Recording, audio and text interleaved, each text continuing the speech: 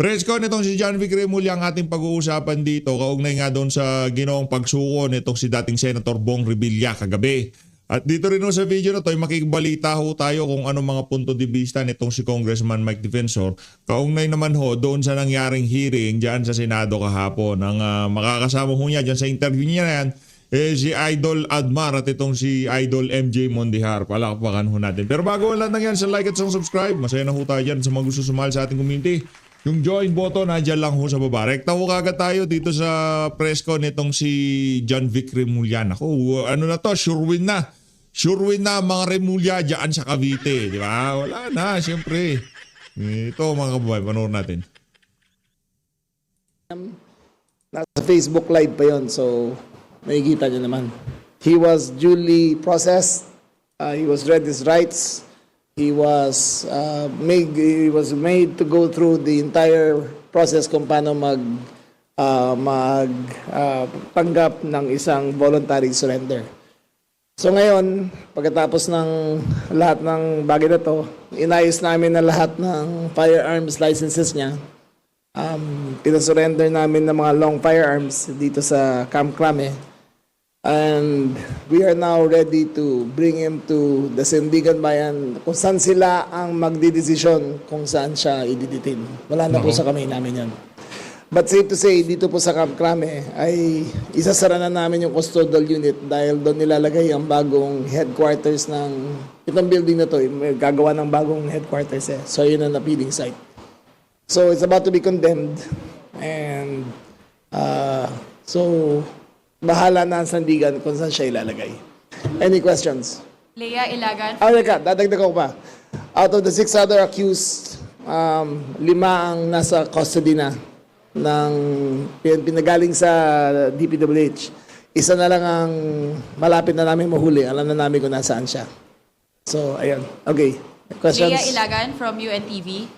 Good morning, Secretary. Sir, ano-ano po mga proseso pagkatapos sumuko kagabi? Ano po yung mga pinagdaan ng proseso ni... Ay, yung normal, yung medical check-up, yung pipicturean siya yung Na ano tayo na yung tipong nalulungkot lang ho tayo. Yung testimonya laban dito kay Bong Revilla, wala namang yung ebidensya, siguro pinagbasihan diyan yung mga testimonya noong mga nahuling district engineer, di ba? Yung testimonya laban dito kay Bong Revilla at yung testimonya laban kay Trigib Olivar dito kay Adrian Bersamin, pares lang ho yun. Walang kaibahan yung dalawa na yun. Kung paano isinalarawan nitong si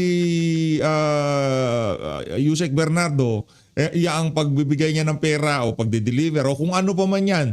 Dito kay Bong Revilla, ganun na ganun din ho. Diamond Hotel, ganun na ganun ang kanilang kalakaran doon sa mga tauhan nitong si Marcos Jr. Diyan sa Malacanang. Yaan si Trigib Bolivar at itong yaang si Trigib at yaang si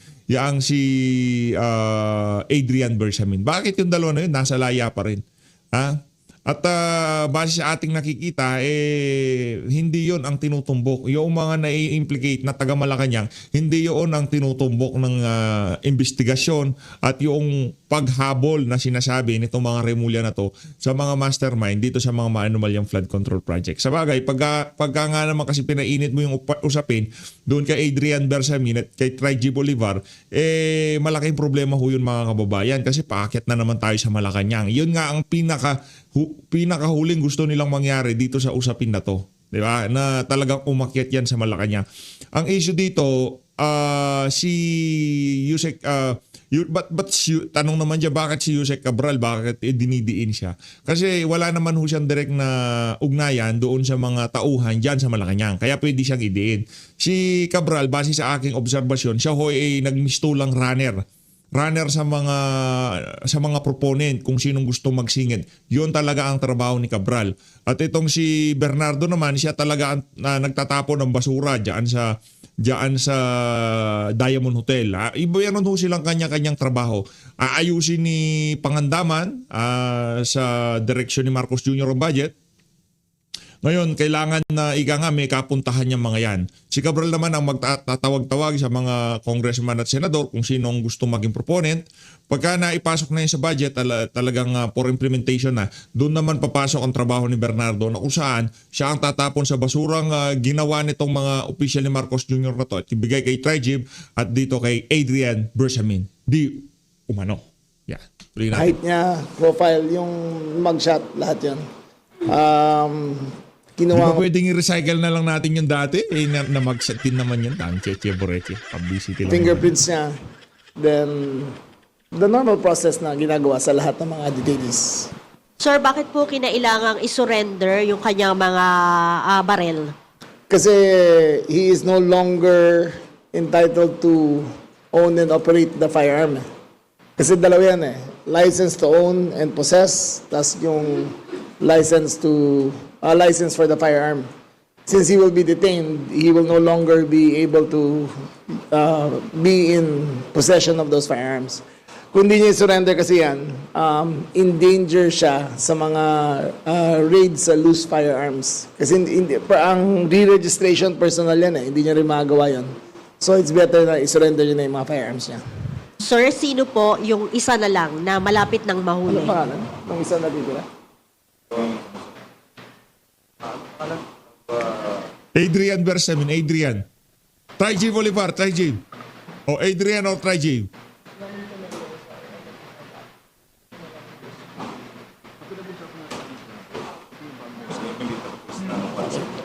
Para lang klaro, no?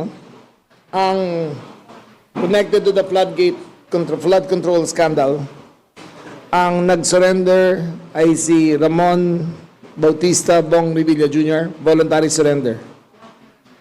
Si Bryce Hernandez ay currently under the custody of the Senate. Si JP Mendoza, ganun din. Itong... Ano ba ito? Si RJ Salvador. Sa DPWH yan. Ito yung mga nahuli natin. Nahuli na natin yan. Okay. Ang nag-surrender o nahuli na rin ay si RJ Salvador Domasig, Emilita Capistrano Watt, Huat as in J-U-A-T, Cristina May del Rosario Pineda, nahuli siya sa May Sagada. Tubangkang siyang tumakas at nahuli siya. At isa na lang ang natitira si Juanito Coronel Mendoza na malapit na rin namin matrack at makuha. Sir, last question na lang po. Dahil Si Watt na lang pala naiwan. Yung Juanito Coronel nahuli na. O yung Watt na lang pala naiwan. Sir, dahil sinabi nyo na parang hindi na maaari doon sa custodial facility, ibig sabihin hindi na ito magiging kasama sa magiging option ng korte. Hindi na pwede. Thank Mr. you, Sec. Alfred Dalizon from People's Journal. Yes. Sir, morning. Sir, napakatagal na yung palaging custodial center. Pinagkukulungan ng mga ex-presidents, senators, mga generals. What made you decide na this time sa iba na po? It's not my decision. It's up for demolition. So it's up for demolition anytime this month. Kinukuha lang namin yung certificate sa DPWH na condemned yung building. The building is very old. At maglalagay kasi may budget ng PNP na magtayo ng bagong headquarters na hindi na kasi kasya dito eh. So magtatayo ng bagong building at doon ang proposed site ng bagong building nila. Sir, last question, sir. Paano po nag-surrender si ex-senator? Voluntary. Siya mismo pumunta rito on his own. Voluntary surrender yun sa kanya. Mr. June Veneracion of GMA. Sir, paano nag-arrive yung decision na sumurrender siya at ano ang naging arrangement nung sinabi niyang susuko siya voluntarily dito? Tumawag siya sa akin kahapon nung lumabas yung electronic warrant. At sabi ko, best na mag-surrender ka na. At tinanggap naman siya rito sa CIDG. Doon siya nag-voluntary surrender. Siya po mismo yung tumawag sa inyo, wala pong intermediary. Wala na. For the record, matagal kami magkasama ni Senator Bong sa Cavite. Oh. Ang anak niya ay naging vice governor ko. Ang anak niya ngayon ay vice governor ng pamangkin ko. We've been lifelong friends ever since the 1980s. Matagal na kami magkaibigan. But duty calls, there are no exceptions to the rule. Ang pag sinabi ng sandigan to arrest him, I advise him to, ang best ko na magawa is to advise him to surrender peacefully. Sigurado dyan, sir, may mga mag-iisip, malaking tao, baka special treatment ito. How would you respond? Special treatment? Oo.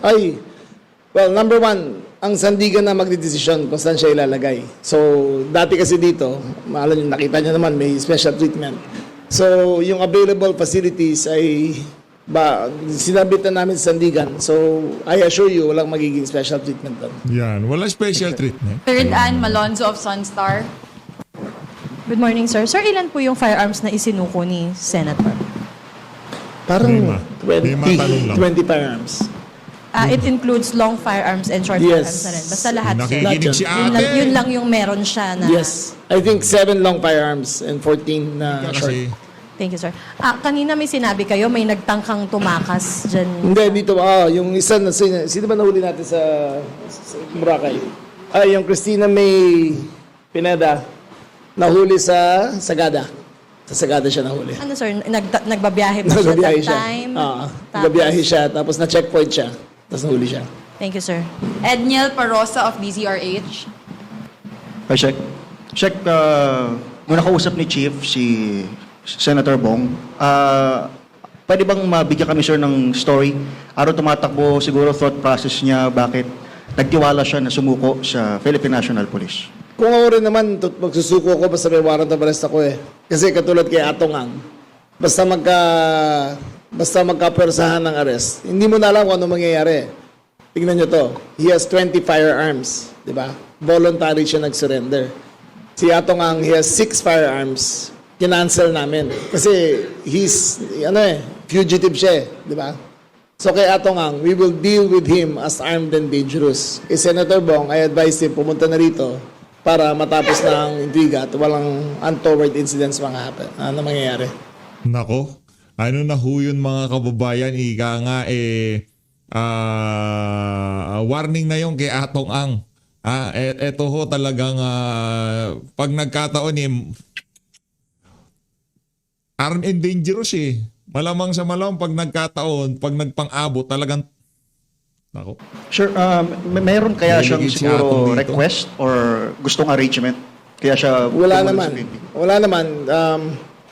Siyempre, he seemed, yung malungkot siya di ba? Pero ang sabi ko na lang, we'll do the best we can. Ako personally, maghahatid sa kanya papuntang Sandigan Bayan. At ako, pagdating doon, i-hand over ko na siya sa officer of the court. Sila na ang bahala. Sir, another matter. Bago itong warrant na ito, may isa pang dating warrant sa flood control scandal. Anong update, sir, dun sa mga hinaharap natin? Kasi parang ang tagal na may surrender feelers nung nasa mga SunWest Executive.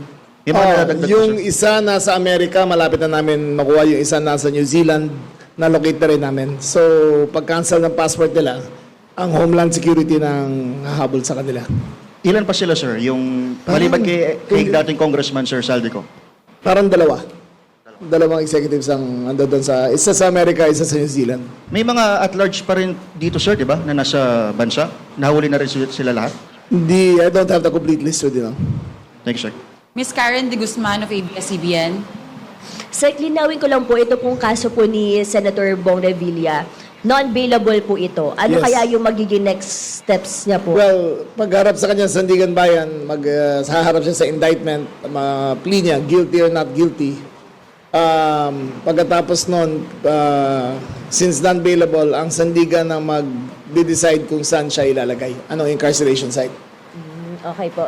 Sir, meron po kasi siyang pinost po na video. Sinasabi po niya na parang walang naging due process sa nangyari pong insidente na to. Na-mention niya po ba sa inyo yung mga... Hindi namin pinag-usapan yun eh. Hindi namin pinag-usapan. Okay po. Pero nabanggit na po sa inyo na sabi po niya ay handa niya tong harapin dahil wala naman daw po siya Kagabi, kasalanan. binanggit niya sa akin yan. Nung sabi ko mag-surrender na siya, handa naman siya. Kayo rin po ba nag-encourage sa kanya para mag-surrender? Oo. Nag-encourage din ako sa kanya. Okay. Kung hindi po ba siya magsusurrender, sir, mas magiging mahirap po yun. Mahirap yun. Actually, mas madali. Kasi alam ko naman lahat ng pupuntahan niya eh. Di ba? So, pero since ito, mas mahirap kasi persahan yun eh. Diba? Ito voluntary, kaya emotionally and physically, mas madali para sa lahat. Yung last na lang po na ano natin, co-accused, saan na po yung, may leads na po ba tayo kung nasaan? Meron po na, siya? pero di pa namin sasabihin sa inyo, pero may leads na kung nasaan siya. Okay po, thank you po. Mr. Jason Sigales, Inquirer. Good morning, Sec. Possibly po no, sa Payatas Jail ho, kung sakali man sir, si Sen Revilla po, no? Kung saan man po ipadala sir ng Sandigan Bayan si Senator, si ex-Senator, ano pong garantisado ho natin na since big name ho siya, may guarantee ho ba tayo of safety ho sa kanya na wala hong gang violence makaka-inflict ho sa kanya? Ayun ang kine-consider talaga namin, yung gang violence. Kasi iisipin nyo rin, yung mga nakakulong doon, di ba? General population yun eh. So we will take all precautions necessary to ensure his safety during the process of his trial. But he will be with the general population. So far, depende yan sa order ng Sandigan. Ihintayin natin.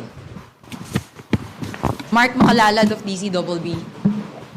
Hi sir, good morning. Ayun na nga mga kababayan, nagbobolahan na lang ho sila. Punta na ho tayo sa sa ating talagang paksa dito sa video na to. Interview nitong si Kong Mike at alamin ho natin ang kanyang mga punto de vista kaugnay dun sa nangyaring hearing dyan sa Blue Ribbon kahapon. Ito na ho. Sa inyo at sa lahat po ng nanonood, magandang gabi po sa inyo lahat. Napanood ko po kayo sa isang balita na naere po June 2001. Ang bata-bata mo nun, Kong. Impeachment Bata din pa nun. naman ako, MJ, bata pa. Oo. Hindi pa nga ako tapos. Until now, batang-bata pa rin. Sir, impeachment noon kay ERAP. Impeachment na naman ngayon kay PBBM. Anong tingin mo, sir? Deja vu ba? Oo, deja vu kasi talagang makikita mo yung sitwasyon noon na mga nakikita nating problema kasi at the time, di ba, corruption din yung naging main issue noon. And sa ngayon, nakikita natin. Pero ang katotohanan, mas malala sa ngayon. Ngayon lang natin naririnig kahit na yung mga nagsilbi na sa gobyerno, mga kabinete, ang mga kongresista na nagsilbi na dyan at hanggang ngayon nagsisilbi, no? Talagang nagugulat sila doon sa sinasabi nating sindikato ng korupsyon ng gobyerno, bilyon-bilyon yung usapan. Alam nyo kung babalik tanaw nyo yung panahon nung kay Pangulong Estrada, parang napag-usapan doon, if I'm not mistaken, mga 1 bilyong mahigit lang. And ang actual na, kasi di ba meron doon yung Muslim Youth Foundation, sinasabi lang Muerteng Money, tapos kasama dito yung tobacco excise tax. Yung tobacco excise tax, matawag 160 million. At yun, na-convict ang Pangulong Estrada dahil dyan sa kasong yan. Na, at that time, nagkaroon naman ng pardon ang Pangulong Gloria Macapagal Arroyo kay Pangulong ERAP. Nung kay Pangulong GMA naman, nung panahon na siya naman ang kinasuhan, ang kaso was, nag-initial siya sa pondo ng PCSO na hindi naman siya kasama, no? Ang nandun lang sa ahensya, parang ang actual na pinag-usapang pondo is 360 million. And sinabi nga na yung dahil dun sa kanyang pirma, yun na, nagkakaso na. Dito, pagka pinag-usapan natin, isang issue pa lang, doon pa lang tayo sa Bulacan, isang proyekto pa lang, bilyon-bilyon na yung pinag-uusapan. Kaya nakakagulat na kung titingnan mo yung diversion of funds, yung PhilHealth, yung binanggit, magkano ba yun? Dapat 89 billion na transfer 60 billion. Saan inilipat? Yung 60 billion inilipat sa unprogrammed funds na ginamit din sa flood control. I'm sorry, yung talagang 60 billion ginamit sa flood control, dinivert. May pinag-uusapan na PDIC funds, 107 billion. Ito yung seguro o yung insurance natin sa bangko na ginamit din para dito sa flood control program. Tapos nakikita mo ngayon, no, yung si Alcantara, ang isinuli na diyang pera, kung di ako nagkakamali, parang 100 million ba o 120 million. May nagsoli na isang district engineer sa Mindoro ata yung 40 million. Parang napakalaki. Diyan pa lang tayo nag-uusap sa mga district engineer at yung kay Saldico na sinabi niya, nag-deliver ako ng pera, 25 billion. Isang taon lang yun. E paano yung mga 3 taong nakaraan? Tapos ngayon, kanina sa committee hearing, Ang pinag-usapan na delivery, 8 billion. So, nakakalula. Napakalaki ng mga pondong pinag-uusapan dito. Opo, by the trillions na nga, Kong, ang threshold ng korupsyon ngayon sa pamahalaan. Dati, 100 million lang yata yun. By the hundreds lang. Tapos, by the billions. Ngayon, trillion na pong pera ng bayan ang pinag-uusapan. Pero, Kong, ito pong impeachment complaint laban kay PBBM. Pag-usapan po natin, sir, yung mga grounds, no? Number 1 po doon, yung pag-surrender kay former President Duterte sa ICC. Kalawa, yung sinasabing adiksyon ng Pangulo, umano'y adiksyon na nakakaapekto raw sa kanyang paghuhusga at liderato. Kabilang din po doon sa grounds yung unprogrammed appropriations sa budget, yung insertion sa flood control, at yung ICI na ginawa umano para pagtakpan yung kanyang mga sangkot. Sa inyo pong karanasan sa House of Representatives, ito bang grounds na ito ay mabigat to impeach the President, sir?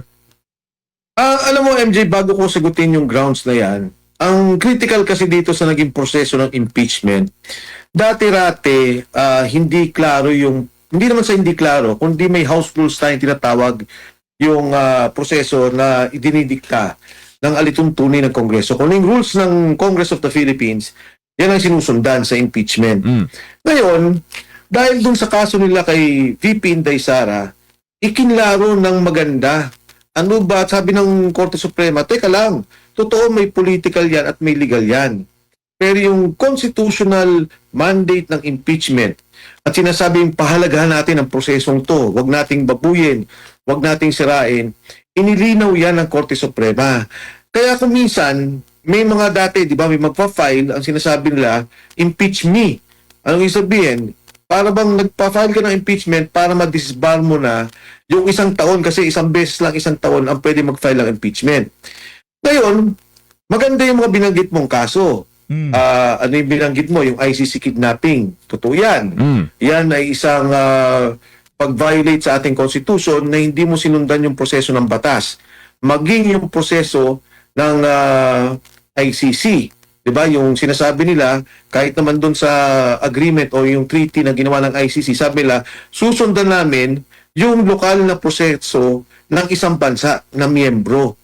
So, yung pagkakadakip kay Duterte, dapat yun, di ba, dumaan dapat sa proseso ng korte, nagkaroon ng warrant of arrest, kesa siya inilipad.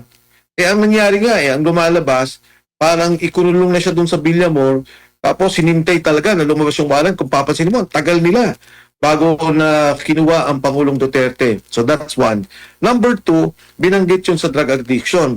Klaro din yan, kasi, syempre, ang isang Pangulo, lalo tigit na meron tayong mga kinabibilangan na mga sitwasyon na maaaring delikado sa ating bansa. Katulad ng West Philippine Sea, maaaring magkagera tayo dyan.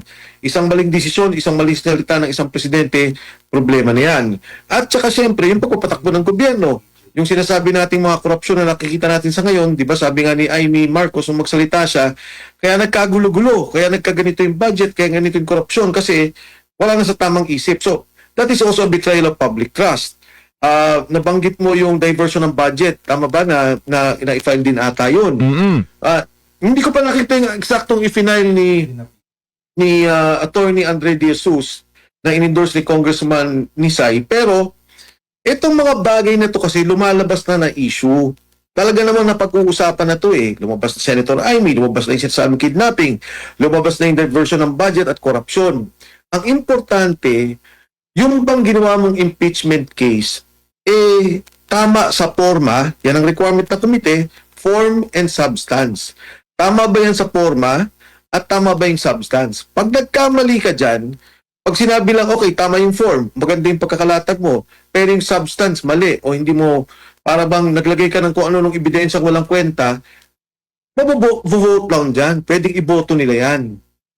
Ngayon, ang kagandahan MJ Admar sa nangyari dun sa kay VP Inday Sara, hindi mo na pwedeng lukoy ng impeachment. Yan. Sabi nila, pag kami nag-file ng impeachment, immediately dapat ibigay sa Speaker of the House.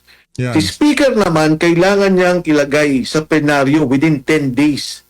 Ilagay niya sa order of business, doon sa mga pag-uusapan o tatalakayin ng Kongreso. At ang plenaryo, kailangan ibigay sa Justice Committee within 3 days. Hindi mo siya pwedeng babuyin, hindi mo siya pwedeng patagalin, hindi mo siya pwedeng i-hold. Ngayon ang tanong, nag-file na tong si Congressman Nisay, nag-file na si Attorney Andre De Jesus. Yan ba makaka-apekto sa impeachment na magpa-file ng impeachment sa January 26? Hindi. Dahil lumalabas within 10 session days, dinefine niya, hindi working days, session days. So January 26 is the first session day. At nagkaroon na ng desisyon dyan ang Korte Suprema na kahit na 10 kami nag-file, kahit na nag-file ng January 26, January 27, ay kaparti na to na kailangang pag-usapan ng komite kung i-consolidate nila, kung pagsasama-samahin nila. Hindi nila pwedeng lokohin yan o piliin o kunwari sabihin nila, o tabi na tong iba kasi nauna to, hindi pwede. Kasi the first filing day is January 26. Alam mo, nung binilang ko yung deadline ng filing, kasi sabi ng Supreme Court, ano na to, mandatory, hindi nyo, ministerial, hindi nyo pwedeng lokohin. January 26 to January 28, 3 days. Pag kinompute mo yan, kasi di ba every 3 days lang ang in a week and session days, tama ba, MJ? Hanggang Miyerkules lang, Kong. Oo, dati kasi up to Thursday So ngayon, ang deadline ng 10 plus 3, 10 session days to refer to the plenary, included in the order of business, and then the referral to the committee, yun ay magti-trigger ng impeachment February 23 ang deadline. Tagal-tagal Pag pa. pinagsama-sama mo yung oras na yun. So, Kong, para po sa inyo, itong first impeachment complaint laban kay PBBM, is it true or a trap? Alam mo, ayoko namang magsalita ng hindi maganda dito kay Attorney Andre De Jesus at saka kay Congressman Nisay. Pero nabahala ako nung magsalita kaagad, ang naunang nagsalita dyan si Congressman Egay Erice. Ang sabi niya, ikaw din yung abogado ni First Lady nung kakasuhan si Glenn Chong doon sa disbarment. Diba? Nagsalita siya, nagkaroon ng press release tungkol doon. Nasa yung abogado. Bakit ang abogado ng First Lady ang mag-initiate, ang magkakaroon ng complaint na initiation proceedings? Pagkatapos si Congressman Jet Nisay naman, well, madami nagsasabi, I don't want to cast aspersion, ayoko na magsalita tungkol dyan, pero may sinasabi sila na contractor din siya. Pero ang point ko lang dito, doon pa lang sa umpisa, yung kay Kong Attorney Andre De Jesus, yun ang kabaha-bahala. Diba? Kung gagawa lang sana ng script, kung gagawa lang sana ng eksena, kumuha na lang ng ibang abogado. Itong abogado, naging abogado nila tingin ko naman, sa unang tingin pa lang, nakakabahala at medyo hindi ka panipaniwala. Pero bagamat ganun, hindi ko yan tinitingnan na problema para sa akin, dahil nga katulad na banggit ko, yung impeachment case ni VP Inday Sara, dinefine na ng Korte Suprema. Ang sabi ng Korte Suprema, oo, political yan, legal yan, pero dapat respetuhin natin ang saligang batas. Ang esensya na sinasabi ng mga provision ng saligang batas, kung ano yung spirit of the provision, kung ano yung gusto niyang talakayin nung provision na to, na yung impeachment, totohanan. Yung impeachment, bigyan natin ng tamang proseso, yung constitutionally mandated process. Huwag nating babuyin dahil ito'y sagrado. Sa ligang batas natin to at impeachment ng isang elected official. May parusa po bang ganun, Kong Mike, kung talagang sinadya para maging failure yung impeachment, para hindi na siya ma-impeach within the next 1 year? Mahirap kasi patunayan yung ganun, di ba? Na sabihin natin na, hindi, ano ka naman para ano tawag do? Tanim ka naman tinanim ka dyan para ikaw mag-impeach. Napakahirap naman mag-question ng motibasyon. Yun lang naisip ko lang din, nung nabanggit kagad ni Congressman Erice, siya kagad na nagsalita, bakit naman nga ito yung abogado, parang hindi maganda.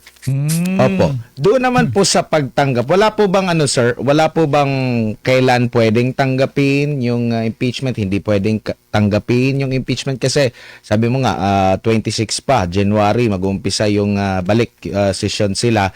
So kahit anong araw po ay pwede sila, kahit nakareses sila, pwedeng maghain po ng reklamo. Well, pwede naman, i-file na natin yan even before the first session day. Pero yung nga, Admar, kung titingnan ko yung naging bilang batay dun sa saligang batas, kahit na nga 27, 28 ka mag-file eh. January 26, 27, 28 eh. Pero para maging safe na lang, sige na, gawin na natin before para lahat tayo on the first day, pasok tayo doon sa unang araw, session day, na nakapag-file ng impeachment. Dahil nga sa takot din ng marami. Kasi katulad nung Adbar, MJ, maganda tong dahil yung kay Pangulong Estrada nung impeachment na yon, nung una i-final yun, may endorsement. Hindi pinag-usapan sa committee ng mga matagal din, siguro umabot ng 1 buwan. Pagkatapos, nagkaroon na lang ng individual kasi dalawa ang proseso ng impeachment. Number 1, papasok yan sa komite, pag-uusapan. Pwede nga ang komite talunin, no? Sabihin ng komite, hindi, wala yan. Pagdating ng plenaryo, pag nagkaroon ng 1/3 votes, impeach na ang presidente. Ang pangalawang proseso, which ginawa nila kay Inday Sara, pinapirma na nila yung mga tao, ito na yung complaint, at umabot ata sa 250 na mga complainants. Ang kailangan na requirement, if I'm not mistaken, is about 120 signatories. Tapos, nung pinirma na nila yon, inakit na sa Senado. Ang sabi ng Korte Suprema, hindi pwedeng ganun. Kailangan bigyan nyo ng pagkakataon yung tao na idepensa yung sarili niya at ipaliwanag niya ano yung charges of impeachment. Kaya kung babalikan mo yung kay Erap Estrada sa kasalukuyan ngayon, mali ang naging proseso namin. Kung palang pumunta si Pangulong Estrada sa Supreme Court, sinabi niya, teka lang, in-impeach nila ako, hindi ako nakapagsalita, hindi ako nakapagdepensa sa sarili ko, maaring iba naging desisyon ng Korte Suprema. So, talagang yung nangyari kay VP Inday Sara na nagkaroon ng mga petisyon sa Supreme Court, nagkaroon ng mga paglilinaw, napakaganda ngayon ng sinabi nila na talagang, oo, sige, politika yan, sige, may mga legal na batayan, pero higit sa lahat, yung proseso ng ating saligang batas, sundan natin. Natanong ko po yun sir kasi 'di ba meron ding gusto na naghain ng reklamo din, impeachment din. Yun si Cardema, dating Yusek Cardema ng Duterte Youth Party List, kaso hindi tinanggap yung kanilang paghahain ng impeachment po. May kaibahan ba yun?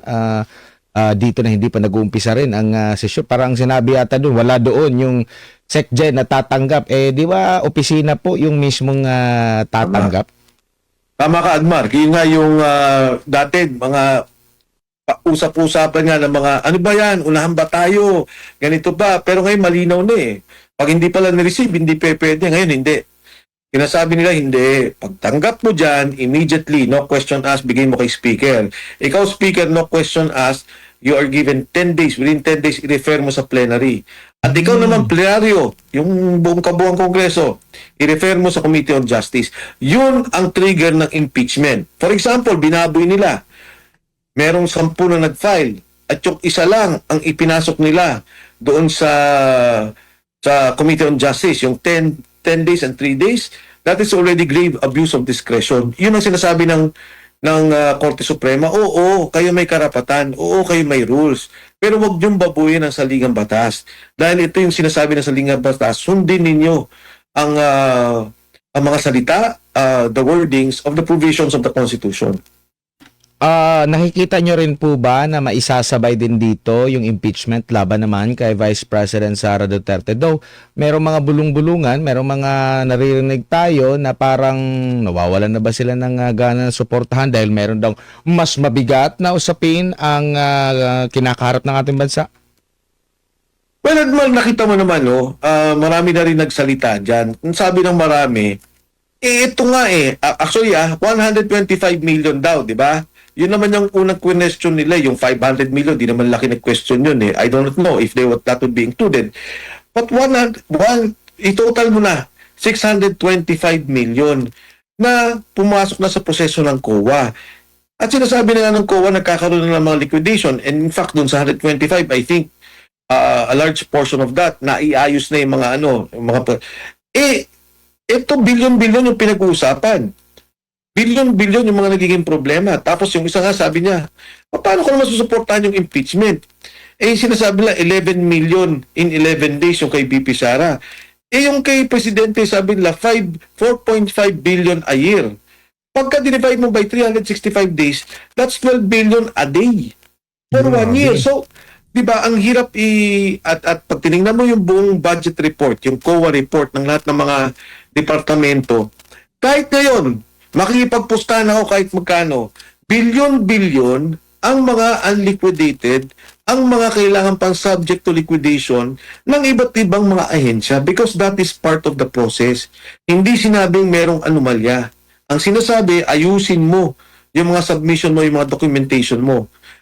Dun lang sa DPWH, if I'm not mistaken, 100 billion ang mga may problema pa sa COA. Sa Department of Health, I would think about 50 billion. So, ito yung mga sinasabi na bakit ka papatol dito sa isang impeachment na walang basis. Ngayon, pumasok tayo kay Presidente. Bakit nagkaroon yung basis ng kay Presidente? Di ba, ang naging problema, nakita at na-establish na may ghost projects. Nakita yung kanyang mga kabinete involved sa mga delivery sa pagtanggap ng pera. Yung mismong pondo, wag na natin sabihin mga chismisan, yung 60 billion ng PhilHealth, yung 107 billion ng PDIC, hindi pa nga decided to ng Supreme Court. Pero yung PhilHealth sinabi na, wag niyong galawin. Kinuha niyo yung pondo, nilagay niyo sa flood control. Yun, wala nang question doon. May papel doon, pinirma yun. That is a violation of the Constitution. Yung mga ODA funds, diba? Alam mo, maintindihan ko, Admar, at saka MJ, kung kunyari, nagkaroon ng, diba, itong ODA funds, ano ba to? Panay Guimaras Road, yung subway natin, yung North Rail, South Rail Connection, yung ating South Rail, long haul. So, madami to mga major projects. Kinuha mo yung pondo natin dyan, for about 2 years, about 400 billion yan. Naintindihan ko kung biglang nagkamarawi, nagkaroon ng biglang malaking problema. Teka lang, idadivert ko yung pondo. Kailangan ng tao dito ang tulong. Dinivert mo yung pondo, doon mo nilagay sa flood control . So, these are the questions that I feel personally na mga violations ng ating saligang batas. Violation niya ng ating saligang batas. Yan ay actual violation of the Constitution, yung mga binanggit na betrayal of public trust na kailangan sagutin ng Pangulo. Kasama pala doon sa kanilang rason sa paghahain ng impeachment yung biguraw na i-veto ni Marcos Jr., yung unprogrammed appropriation and other unconstitutional provision sa GAA since 2023 or sa 2023, 2024, 2025 at 2026. Now, lipat po ako dito po sa usapin naman na kinakaharap ni Congressman Leviste bilang bihasa rin po siguro sa prangkisa. Kong Mike, alam niyo naman noong kasagsagan ng pandemya, kabilang sa mga maiinit na usapin during that time is yung prangkisa. At after ng pandemya, prangkisa rin yun. Yung sa amin yata yung prangkisa. Pero ito'y prangkisa naman po dito sa sinasabi naman ni Congressman Boying Rimulya dito sa ibinigay daw kay, hindi lang daw, ibinigay talaga dito sa kumpanya ni Congressman Leviste. Pero merong paglilinaw si Congressman Leviste na yung ibinenta niya na shares papuntang Meralco, wala naman daw po yung prangkisa. And yung sinasabing may prangkisa na kumpanya niya, since 2022, hindi raw po nag-operate kasi hindi naman daw po siya binigyan ng mga karagdagan pa na mga permits. And sinasabi sa franchise nila na 2 years na walang paggalaw or hindi nag-ooperate, automatic mare-revoke yung franchise. So, sa panahon namin sa kanya last time, ang sabi niya, revoke na. Matagal nang na-revoke kasi 2 years. So, 2024, na-revoke na ang kanya pong prangkisa dito. Kaya ito yung naglakas loob siya na sampahan ng libelo or damages itong si Yusek Castro at mariin niyang itinanggi yung naging paratang ni Ombudsman Remulla. Kong Mike, ano masasabi niyo po dito sa usaping ito? Alam mo, Anmar, yung kay Congressman Libiste kasi, sa aking nalalaman doon sa prangkisa, meron yung provision. Pag ibinenta mo, kailangan magkaroon ng approval ng Kongreso at Senado. So anyway, that is from my point of view. Nung makausap ko si Congressman Libiste, sabi ko, Kong, ano ba tong issue na to? Pwede mo bang ikwento sa akin? Sabi niya, sir, Kong, sabi niya, wag na natin pag-usapan yan kasi may mga tinatanong siya about mga proseso no, dito sa budget na pinag-uusapan namin at saka ilang concerns niya doon. Sabi niya, bayaan mo lang sila.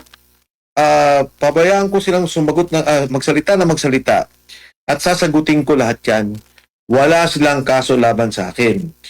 So, balikan ko doon sa nalalaman ko sa batas, doon sa kanyang prangkisa, pag ibinenta niya yon, meron siyang violation. Sinabi ng Meralco, hindi naman nila binili yung prangkisa. Sinabi niya, hindi niya binenta yung prangkisa. So, ano yung kaso niya na sinasabi lang kaso niya? Pero ang malinaw dito, nung magsalita na tong si Congressman Leon Reviste, doon lang nila kinakasuhan. Doon lang nagkakaroon ng pagdiin. Alam mo, yan yung mahirap kasi 'di ba kung papansinin mo yung bata, wala namang sinabing mali yung bata Ang sinabi lang ni Congressman Leon Reviste, meron akong Cabral files. Meron dito mga unprogrammed funds. Meron ditong 8 billion na ginamit ng Office of the President. Meron dito mga congressman na gumamit ng pondo. Alam mo, nagtataka ako, Admar, tsaka MJ, nung araw, pagka may pondo sa distrito mo, sikat ka. Pagmamalaki mo O ako nagpalagay ako ng 100 milyon para ayusin natin yung labor hospital dyan sa 3rd District of Quezon City. O dito po, nung araw kasi may hinaing tubig dito, nagpalagay ako ng overhead tank dito. Ito po ang pondong inilaan natin. At yan po'y buwis na binayaran nyo na serbisyong binabalik namin. Pinagmamalaki mo Ngayon natatakot pagka may pondo. Lalabas, malaki pondo mo sa distrito. Di ba dapat, para bang karangalan mo, na nakapagdala ako ng pondo dito, nagtayo ako ng eskwelahan, nagtayo ako ng ospital, inayos ko yung dialysis center. Siguro kaya natatakot yung iba, nagagalit sa kanya dahil puro flood control lang nangyari. So, for me, that is so wrong. Ngayon, Office of the President, anong masama kung may 8 billion ng Office of the President? Hindi ko alam. Di ba? Kasi kung ako yan, sinabi ng Presidente, ginamit ko yan para ayusin yung housing sa Marawi. Ginamit ko yan para yung irigasyon, ilagay ko rito dahil yung mga magsasaka nagugutom. Hindi ko alam. Siguro yung 8 billion, puro kalokohan din ang nangyari. Kaya parang sila nagagalit sa isang dokumentong legal, sa isang dokumentong hawak ng DPWH, at sa isang dokumento na nagpapakita ng infrastrukturang programa, infrastructure program ng ating gobyerno. Biglang lahat natatakot sa isang opisyal na dokumento. At doon ako nagugulat na nagagalit sila kay Congressman Reviste na wala namang ginagawa at sinasabi, kundi sinasabi lang yung totoo at yung hawak ng dokumento. Opo. Dati pa nga, proud na nakatarpaulin pa Kong through the initiative. Di ba? May mga ganyan. Mas malaki pa nga yung mukha. Ngayon, parang ano na nila, parang minamasama na nila. Pero dito tayo sa iba pang usapin na Kong, nasaan na ba si Sergeant Guteza?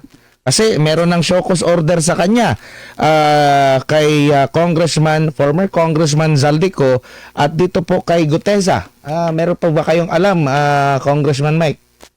Alam mo, Admar, sa ngayon, wala pa ako nakukuhang impormasyon tungkol dyan, pero nakita ko kasi nandun siya sa imbitasyon ng Senado sa Blue Ribbon Committee. Maganda yan. Kasi pagka nagkaroon na ng subpoena at gumalaw na ang Senate Sergeant at Arms, talagang marirecover siya. Sigurado ako.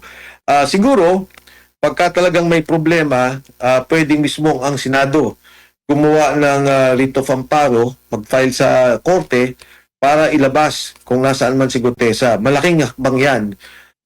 In fact, kung magkaroon lang ng contempt order sila, talagang ipahanap nila o paaresto si Sergeant Guteza, ako'y may tiwala na makikita ito ng Senate Sergeant at Arms. Opo, nakamonitor po ba kayo sa naging Blue Ribbon hearing kanina at ano po ang nakita ninyong magandang kahinatnan doon sa muling pagbuhay? Akala ko nga tapos na kasi nabanggit yun ni Senator Erwin Tulfo, nagagawa na ng committee report tapos biglang balik ulit dito sa Senate Blue Ribbon Investigation, Kong Mike. Alam mo, hindi ko nakita pa yung buo. May mga snippets ako na nakikita. Pero parang ang klaro sa akin dito, may 3 tao na involved sa bigayan sa Pangulo at gawaan ng paggagawa ng pondo order para mailabas yung pondo. Ang 3 tumatanggap at nagdi-deliver ng pera ay si Yusek Jojo Cadiz na lumabas na sa issue na yan, si Yusek Traigib Ulaybar at saka si Yusek Adrian Bersamin. Makikita mo lumabas yan sa affidavit ni Bernardo, pinag-usapan ni Senator Ping Lacson ng kasi privilege speech. Nagsalita rin si Saldico, yung dun sa kay Yusek Jojo Cadiz. So parating lumalabas yung pangalan ng 3 to. Kaugnay dito sa 3 to, ang 2 tao na talagang nakatutok pa dito ay si Secretary Amina Pangandaman at saka si Executive Secretary Lucas Bersamin. Bakit? Kasi di ba, ang pinag-usapan nila kanina yung delivery ng 8 billion. Saan ba lang galing yon? Sabi ni Saldico, "Oy, tumanggap ka ng 25 billion. Ako nagdala sa'yo." Ang sabi ni Senator Ping Lacson, "Saldico, mali ang sinasabi mo. Hindi ikaw ang nagdala. Ang nagdala ng pera ay si Yusek Bernardo. At ito ay kinuha ni Traigib Ulaybar at ni Adrian Bersamin." Sabi na, di ba, 8 billion, which represents 16%, if I'm not mistaken, 15% of 50 billion. Parang ganyan yung pinag-usapan. Tapos sinabi nun ni Bernardo, at sinabi din I'm not sure kung nabanggit ni Congressman Saldico, yung 30 billion ang nag-handle si Manny Bunuan.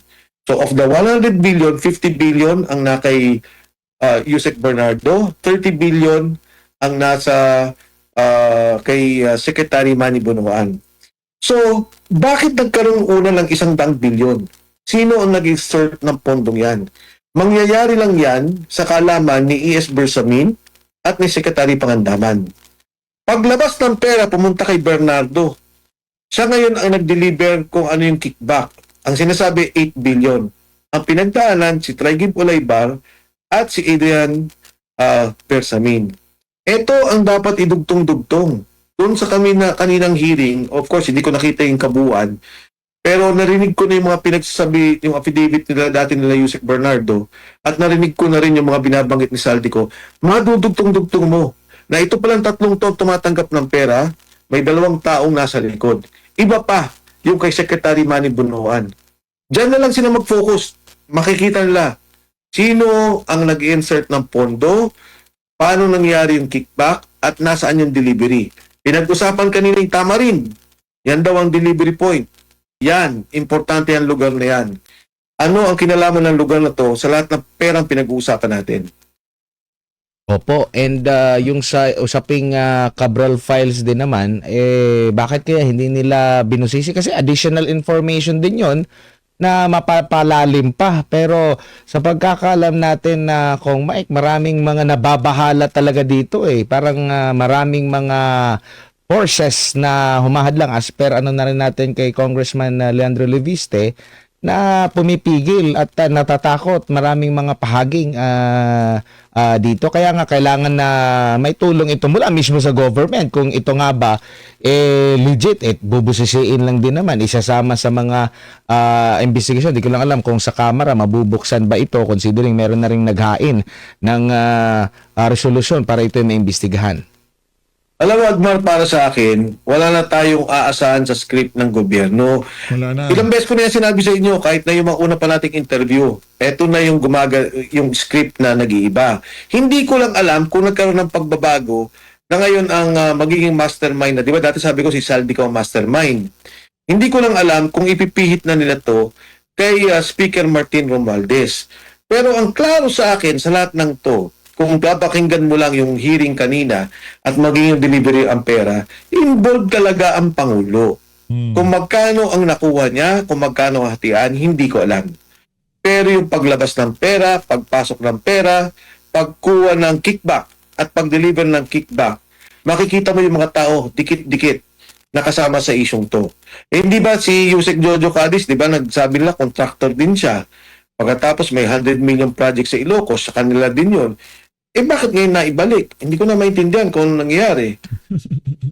Best friend niya yun, Congressman Mike. Ayun na nga mga kababayan.